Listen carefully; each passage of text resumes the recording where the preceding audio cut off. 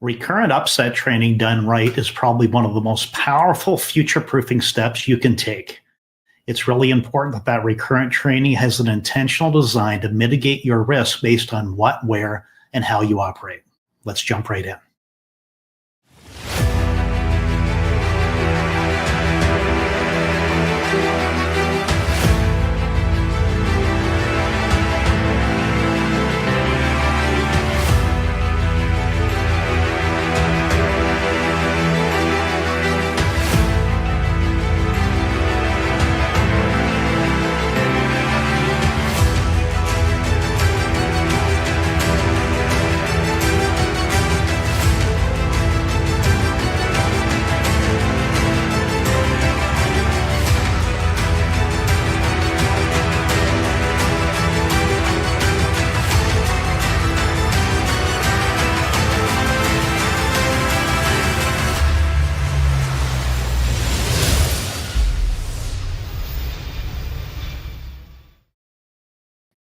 Welcome, everybody. This is session 1 of 5 of Future-Proofing Pro Pilot Upset Training. And again, it's one of the most powerful disciplines that you can have to future-proof your skills, and that's through recurrent upset training, as long as it's designed effectively.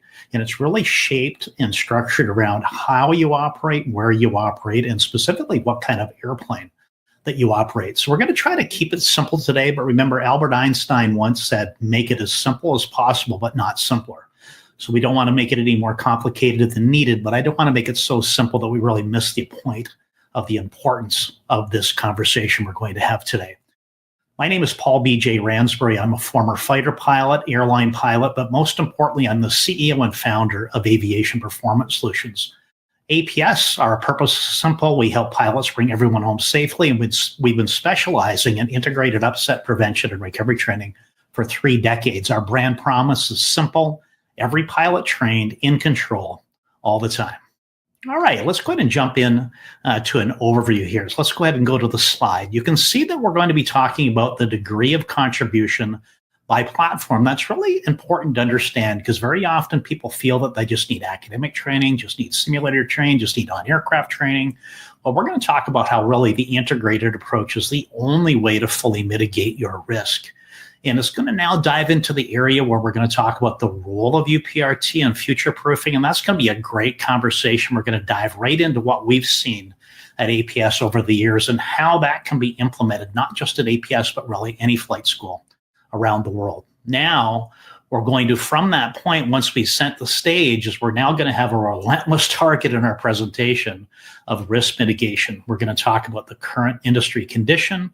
We're going to go ahead and take a look at an LOCI risk matrix, and then we're going to discuss some structure of your recurrent program based around operator-specific needs. And at the end, we're going to talk about how APS uses what we call the Gold Pro Recurrent UPRT Mastery Standard to make sure that pilots get not just in initial, but in recurrent training, everything that they need. Then at the end, we're going to jump into questions. Our session today, we don't want to go more than about 30 minutes. So whatever time's left, we're going to jump into questions together.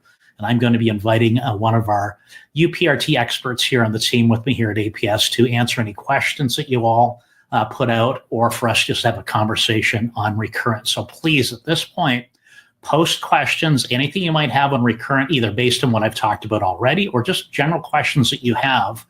We'd like to have those in queue before we arrive, since we just have a relatively short time today. Okay, the one thing that I mentioned was the Gold Pro, the UPRT Mastery Gold Pro Standard. And we're going to dive into that in some detail, but it's really important for you to understand that the totality of training is considered in what we call the UPRT Mastery program. So stay tuned for that, and we're going to talk about that near the end of the session today. Now, if you're wondering what I mean by this first in 5 sessions, that QR code right there, you can go ahead and get your phone out, go right now and watch the first overview session, where I spend about 15 minutes, and I go over a high-level overview over all of the sessions that we're going to be talking about over the weeks to come. And this is the first of those 5 sessions. All right. Let's go ahead now and jump in. So this is a really important concept, the degree of contribution of UPRT platforms. Because as we pull it up, you're going to see that each of these platforms has a sector, and the sector size represents their ability done well, done right, and we're going to talk about what that standard is later, and what its proportion is in mitigating the risk of loss of control in flight, or more specifically, giving you the skill sets that you need to achieve a paradigm shift in your training to overcome the risk that by design is in your skill sets based on existing regulatory training and licensing training. So this is really going to give you the ability to establish these life-saving skills, and it's going to be based on the effectiveness of these platforms to deliver on what we call the key quantitative loss of control mitigation criteria. Now, we have a whole session on that. We'll put a link in the description of how to find that. It's beyond the scope of the conversation today. Other than this measure, these sectors have been done very, very intentionally. It's not guessing by APS. We see this all the time, hundreds and hundreds of times every single week, actually.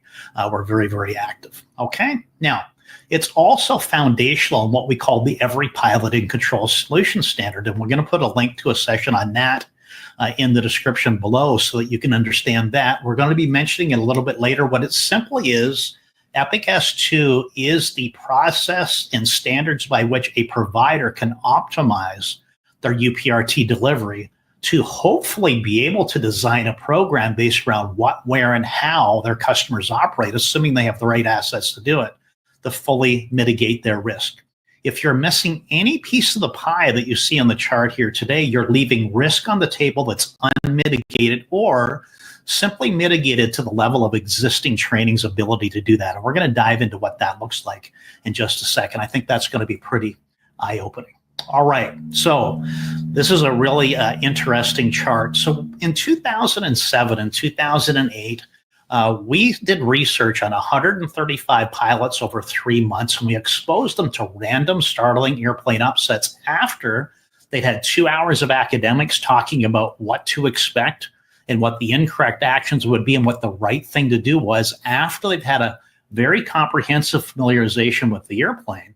And as you can see on the chart right on the bottom, where you can see between the 20 and 40%, it says investigation-based range of initial competency level of professional pilots. So that's right. Their average success was about 30%, right in the middle of that. Now, what we needed to do is we needed to do that initial assessment because we had to demonstrate for these pilots that we were researching that the training occurred during the training session. Now, I'm going to revisit the concept of the Every Pilot in Control Solution Standard. You can see the 5 pieces of the pie shown here with the outer ring of initial, inner ring of recurrent, leading to the Every Pilot in Control outcome.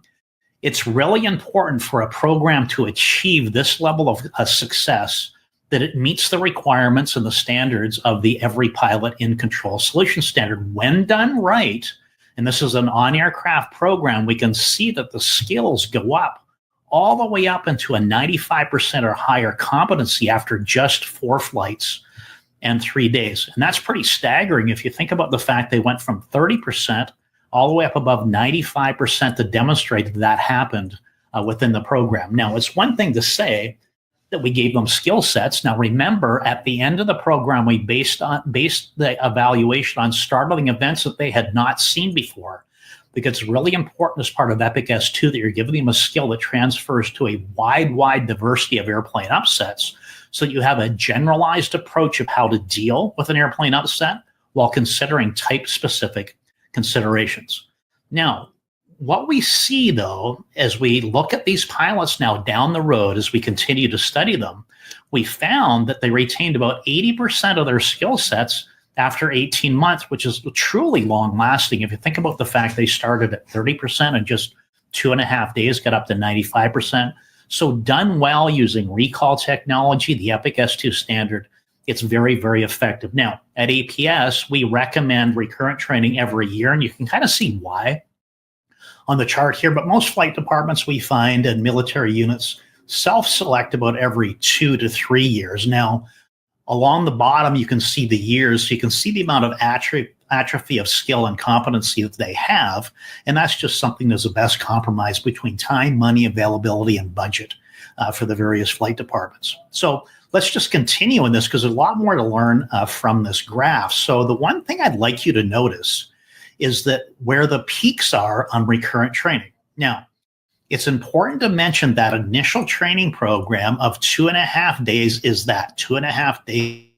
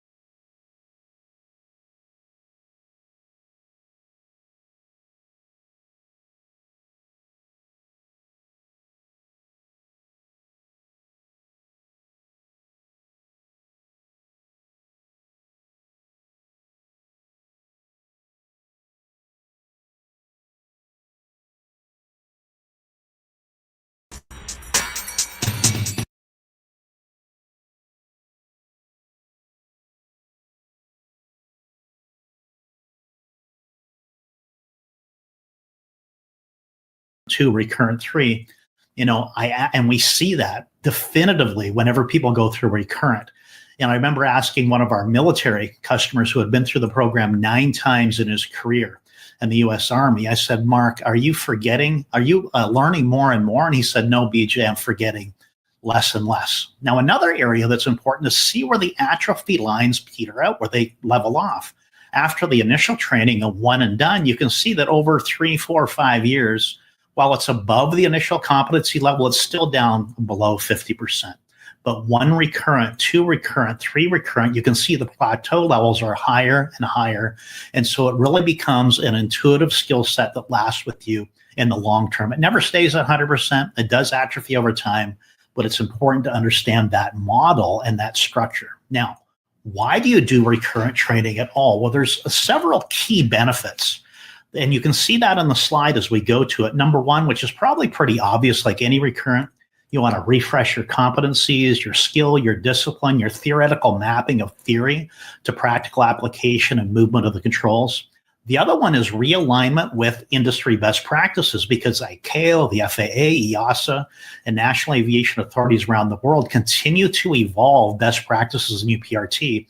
And a requirement of an EPIC S2, every pilot and control solution standard provider, is they have to be in direct alignment with industry standards and continue to maintain that. Now, the other part of recurrent is to mitigate any unaddressed risk that was still there based on the initial training or previous recurrent training. And that's where you're going to see the Gold Pro standard come into play here in a little bit.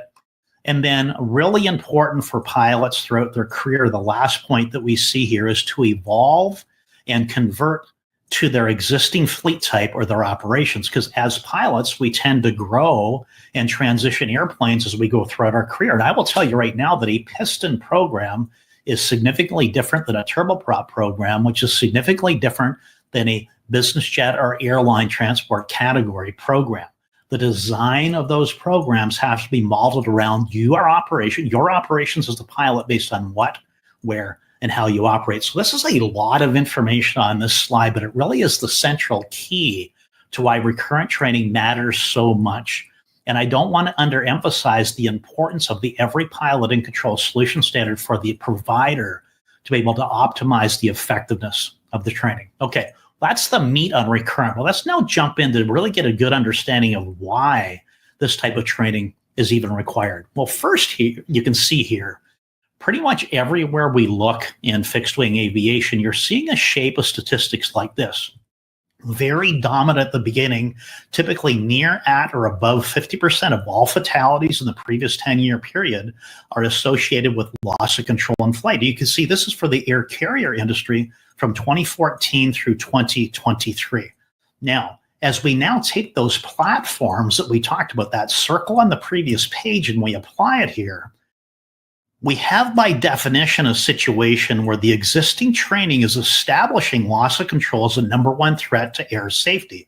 So the training we're getting in those platforms, as we see as key of comprehensively mitigating this risk by design, are all red at the outset. So our job really is to create a paradigm shift, and we create that paradigm shift by filling in the red to leave what we would call here partially mitigated risk to be comprehensively mitigated risk. So our goal as we move forward in the presentation today, when we come back to the circle, is to start filling in those pieces of pie to mitigate the risk that is on the table as a result of the very training that you go through in your normal licensing training and type rating training in the vast majority of countries and organizations around the world. Okay, folks, it's at the point now. If you're liking what you're seeing, please like it. Please put in a comment. Please follow us. Please join us for our next sessions. I really appreciate it if you could take time to do it. It helps us get these videos and these sessions out to more and more pilots to help them save their lives as well. Okay. Now, let's jump into ICAO Doc 9859 Safety Management Manual. This is now a loss of control in flight safety risk matrix that we've extracted, and it's the one right out of the manual. And you can see what we have is we have probability on the left, severity on the right. The red is the intolerable risk. Orange is tolerable with either mitigation or management decision, and the green is acceptable risk. And that's really where we want to be into any type of operation that we have as an organization. Either we want to be there by design based on our SMS, our standard operating procedures, or the risk mitigation training that we go through to ensure we are safe. So this chart means, and the interpretation by ICAO is, if you have a risk that falls in the red area, you need to either mitigate it, eliminate the hazard associated with that risk, or cease the operation. So this is a pretty big deal. So let's go ahead and jump in. So what is the severity of loss of control in flight? Well, I think everybody would agree it's almost always catastrophic, or level 5. The other question is, where is it on the probability scale? Well, we see it being rated remote, because what remote is states it occurs rarely and has been known to happen. But you go to improbable, it says very unlikely, not known to have happened. So not only is loss of control known to happen, it happens and is the most severe risk to safety that you face in every flight. So it is absolutely at the remote level 3. So the job for the UPRT provider is to mitigate that risk into at least the orange, but ideally into the green area. So mitigating probability is very often awareness and prevention. Mitigating severity is obviously associated with recovery. And so what we see is by following an EPIC S2 program, so I'll go back here, every pilot in control solution standard program is the highest likelihood of mitigating both severity and probability into the acceptable risk area. But the design of this table, it's really important to understand the safety risk profile is designed by the operator. This is just the standard one that comes out of ICAO. So yours might look a little bit different. You might even use more colors than this, but the idea remains the same. Okay, now let's put the proof of concept out there for you. Does what we say actually work? Well, in 2023, Delta Airline released a study of their UPRT program they implemented with APS, and they assessed it before they implemented the program, and then 5 years and 5 million flights later. And what they found was, with their FOCO and ASAP data, they had a full 50% reduction in precursor airplane upset conditions as a result of their extraordinary leadership in the UPRT program that they put in place. Throughout that process, we have a great video on that. There's a QR code there by Captain Brian Sims of the data-driven operational enhancements that they did. They talked about really how they have this internal exceptional program of their subject matter experts being trained with APS in this case to truly be subject matter experts in the area of UPRT. But one thing they did find in this study, which is really interesting, that an effectively implemented UPRT program essentially permeates all areas of the operations and training. So it's not uncommon for airlines who have gone through the program with APS and have licensed the APS program. For example, I'm not here to try to sell a license to anybody, that they'll often have a pre-briefing card that talks about, if our threat today, our threat forward briefing reveals that an airplane upset could be an outcome, then we're going to review the strategy. Push, roll, power, stabilize in this particular example. Okay, so really, really exciting to see that. Is to our knowledge, that's the most definitive, most positive, literally transformational outcome of a properly implemented program. Now, if it's not properly implemented, and you can see this around the industry for those reporting on it, is very often it makes little to no change at all in the safety of the airline. Very often they just do what they were doing before under a different name, calling it UPRT, because what they were doing before, as I mentioned earlier, established loss of control in flight as the #1 threat to air safety. Okay, so let's just remind what that piece of the pie looks like, okay? Remember what we want to do here is our goal. Remember it was all red before? What we're trying to do now is we're trying to leverage the unique strengths of each of the platforms to complement the overall mitigation. And at the end of the day, it's all about empowering early recognition and intervention. And part of that process of awareness and prevention is actually recovery training. Yes, the pilot needs to be trained on how to recover, but the biggest value of recovery training is building a mental model to be more effective at awareness, recognition, intervention, and prevention. Okay, let's move on here because I want to talk. We need to wrap this up here. I want to talk a little bit about the role of the Gold Pro UPRT Mastery Program. So I'm going to go really quickly through this. We're going to talk about this a whole lot more in session 5, but you're going to get a preview right here. So let's just review a few of the things that we talked about today. We talked about mitigating the risk, driving it from marginally mitigated risk to maximally or comprehensively mitigated risk. We talked about how licensing training has established loss of control in flight as the #1 risk to air safety, and we need to have a paradigm shift to drive down those statistics represented by that multicolored arrow. You can see it on the stat chart pushing it down. You can see it left to right and how we're going to shape the program. It's based around those loss of control in flight mitigation criteria I talked about. Central to the UPRT provider is its compliance with the Every Pilot in Control Solution Standard. And the overall objective is risk mitigation to drive it from intolerable down to at least tolerable, if not acceptable risk by a comprehensive implementation of an effective program. So this is what it looks like, folks, as we go from left to right.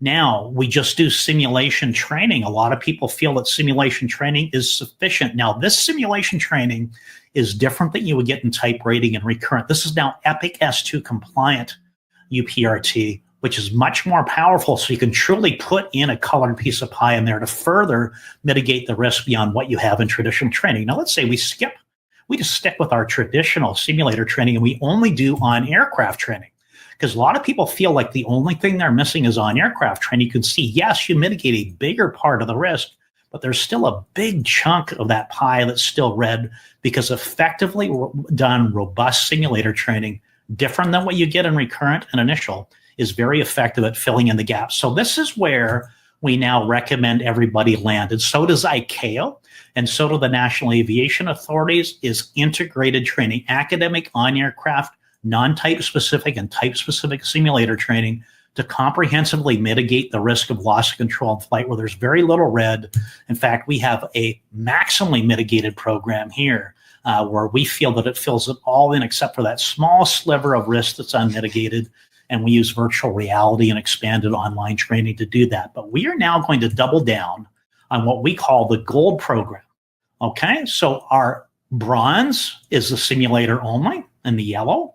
You can see now the silver is under the effective LOCI, but the Gold integrated program is where we want to be. And the way we decide how to do that is an initial training absolutely has to be an integrated program structured around what, where, and how you operate. But if you're coming through recurrent training and you didn't get all that, we always consider the totality of training, and we want to make sure we fill that in recurrent so you can walk away from having originally a bronze UPRT mastery or silver UPRT mastery and walk away with a Gold Pro UPRT mastery effective for 2 years and then come back for recurrent training again. Okay, folks, well, there's a lot in that presentation today. I know we're running out of time for questions. So I just want to remind you as I wrap up here is that future-proofing really requires an intentional commitment by you to excellence. And that really comes through a comprehensive initial training combined with targeted recurrent training, again, for about the 5th time based on what, where, and how you operate. Every one of us is susceptible. And even if you're a former military pilot, You are also susceptible because not everything transfers from military airplanes to commercial airplanes. Now, remember, while a low probability, loss of control in flight is the most severe demonstrated fatal threat that you face on every single flight. And remember, as noted by Delta Airlines, United Airlines, and every APS graduate effectively implemented, UPRT improved skills across the board.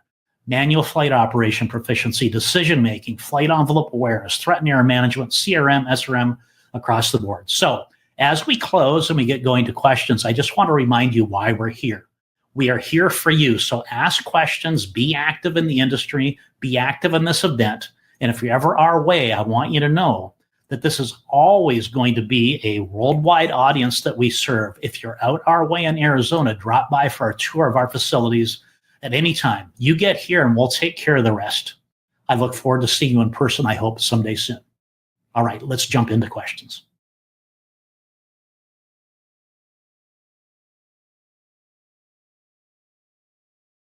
All right, I'm going to bring in Otter here as well. He's with me here for questions at this point. So Otter, you've been sitting there patiently on the sidelines. So let's go ahead and bring you in. I'm going to bring you onto the stage here. So thanks for being here with me, Otter. Why don't you introduce yourself and what your role is at APS? And then I see we have a couple comments maybe we can talk about, but I know we're nearly at the end of the session. Sorry about that. Yeah, it's great to be here with everybody. I'm the Executive Vice President of Compliance and Standards here. It's my responsibility to ensure the programs here are delivered not only in a safe way, but a standardized way and transferable way across the vast number of, aircraft types, fleet types represented by the pilots that come through. Just quick background, started in civilian aviation when I was a kid, high school and college, went on to fly in the Navy. Tactically from there to the airlines for 10 years flying Boeings. And then here for the last 20 years, partnered with BJ in developing loss control and flight mitigation strategies. And it's been fun time period for us. I know BJ and I have a lot of fond memories of working with industry leaders, especially starting in 2009. And it's been neat to see the industry really rise up and start to look at this problem. So, based on what I talked about there a few minutes ago, Otter, we had that one little hiccup. I think we got it fixed. In fact, I think you were sitting there looking at the audience. You didn't even know it. Anything to add on what we talked about? So just as a quick review, we talked about what the recurrent profile looks like from the initial training, how the peaks climb over time, how we really need to mitigate all the pieces of pie, we call it, associated with the contribution of platforms. So I know you talk about this, you train our team on it, the pilots, the sales reps, everybody on this concept. What would you add from perspective, since I hit it at pretty high levels? Is there anything particular that you'd like to focus on when you're doing evaluations or speaking to our team that you can share with everybody today? I think what you said earlier about what Mark Gaston said was neat to hear, especially since he had come through Recurrent. Was it 9 times or 8 times there?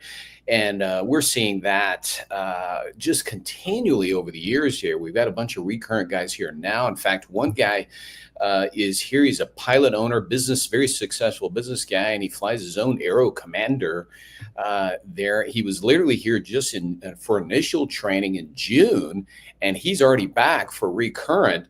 And I said, hey, it's great to see you again. I think he's actually from, I can't remember which country, a different country. And anyway, he said, I had to come back. I just had to.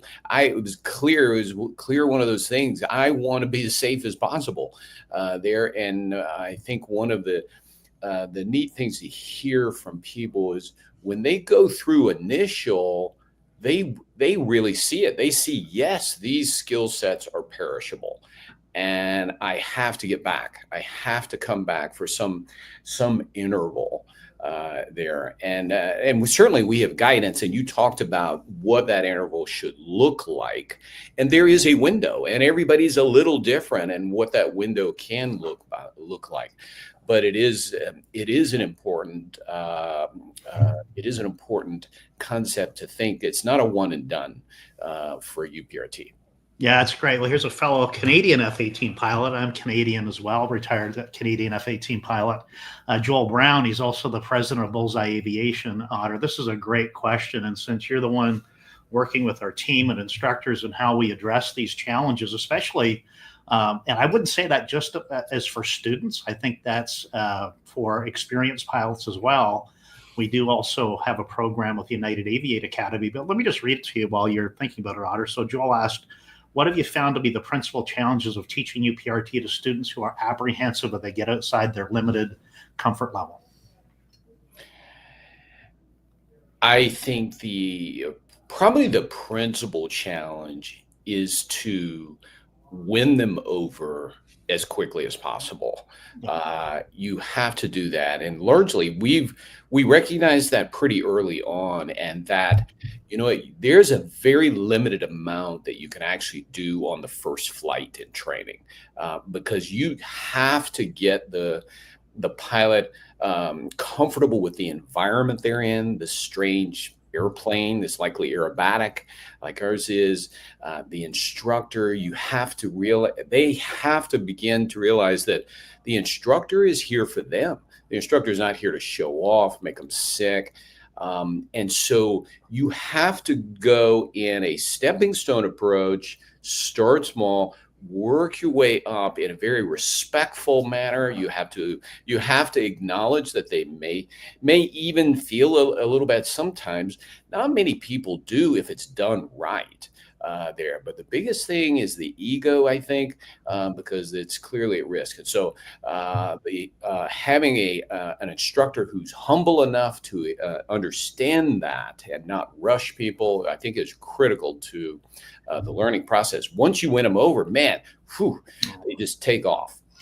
Yeah, I think that, I really think that first day, Joel, it's so important for it to be a positive experience, but also put the perspective of what's going to be the composition of the program. So what I mean is we work business to business primarily. So usually we have corporate flight departments or military pilots coming they're not the ones who deal directed or worked with us directly. It was their scheduler, their chief pilot, their director of operations. And so when they arrive, it's not uncommon for the people in the first part of the class to think, I don't know why I'm here. I don't need that. And by the end of the day, that has completely changed. And a big part of that, as Otter mentioned, is really the humility of the instructors, the comprehensiveness of the concepts that they present, that first flight, to really truly just expose them to the all attitude environment and walk away realizing, man, there's an entire dimension of aviation training that I just am not familiar with. And in fact, we have another presentation where it's nearly 90% of the all attitude envelope they've never been exposed to before. So to Otter's point, the real training starts on day 2 of a 3-day program where they've let their guard down. They now realize there's a lot to learn. They know they're going to be safe making mistakes with our team to help them grow as a pilot. So it's a lot of psychology, Otter. I like to think that, that the instructors are not just instructors, but they have to be psychologists to some point to be sure that it's customized to each and every person to get them to feel comfortable. Anything to add on that before I go to Mr. Pandy's comment here? No, that's absolutely right. And we're just so proud of our instructors, because that's exactly what we have to have, are those egoless instructors that are looking out for the best interests of their pilot and training. So this is a really good comment here. Let me just read it, Otter. And I think the last part is what I want to bring attention to. And we're going to go a bit over time, folks, because of that video hiccup that we had here today.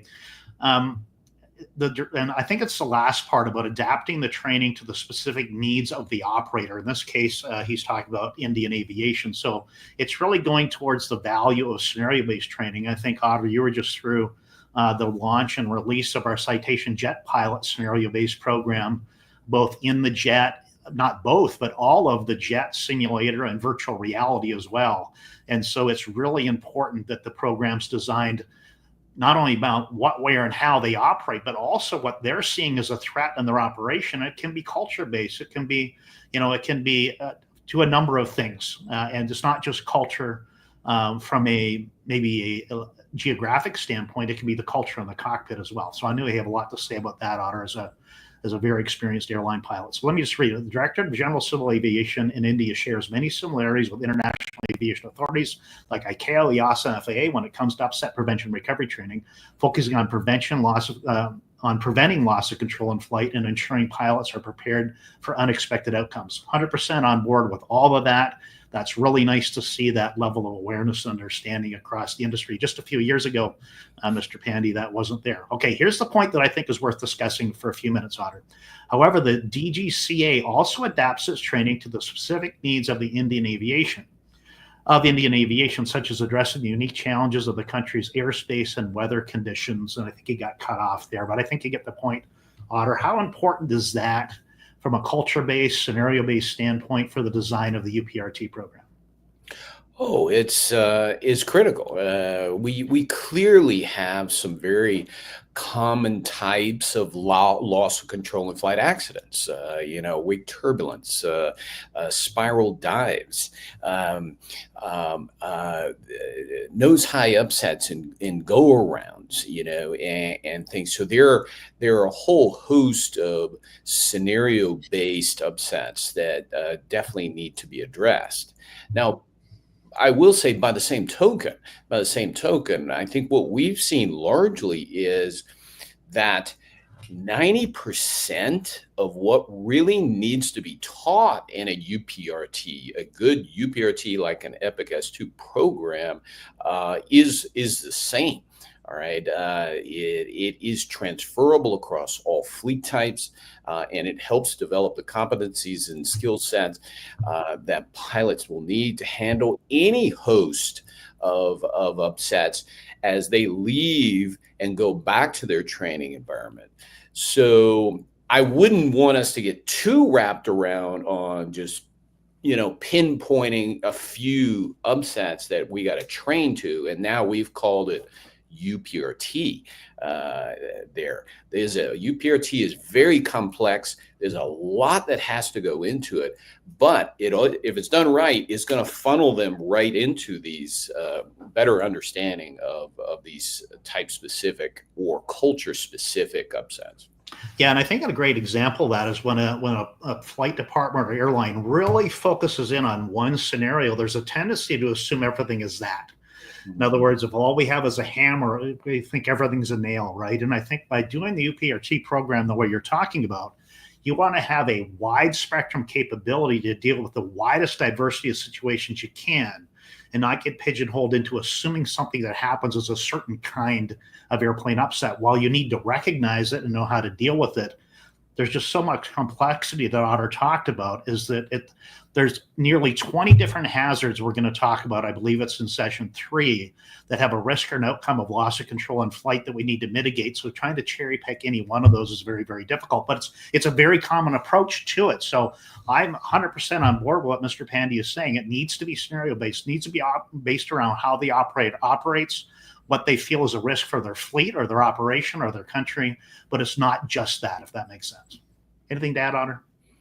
No, we can even say the same thing where the industry has been for a while. They viewed upset training as aerobatics. Oh, let's just do aerobatics, and that's just going to solve the same thing. And again, aerobatics is almost in a sense pigeonholing the UPRT. It's narrowing it to way too tight. It's an upset is not an aerobatic.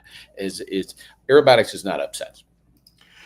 Okay, well, we're 10 minutes over time here, Otter. I know we're trying to get these sessions done in 30 minutes, but really good engagement today. I thought a really good discussion. We'll see if we can somehow trim out that hiccup on the video, but I think we picked it up pretty well there as well. Any final words, Otter, before we leave folks here today? We'll be back again, I think, Wednesday, because it's Thanksgiving next week in United States. So instead of Friday next week, we're going to be back on Wednesday, and it's going to be the value of jet training and upset prevention and recovery training for jet pilots, and which includes turboprop pilots as well. So, Otter, any final words of wisdom for everybody?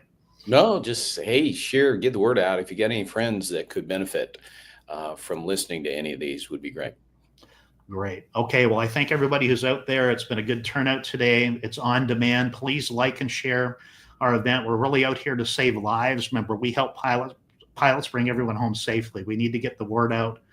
This threat of loss of control in flight is completely unnecessary. So thank you, everybody, for joining us. Thank you, Otter, for joining. And it's always fun working together and try to, field some of these questions, but try to isolate these topics in a way where they're not too big. Try to double down on certain areas like we did with recurrent training today.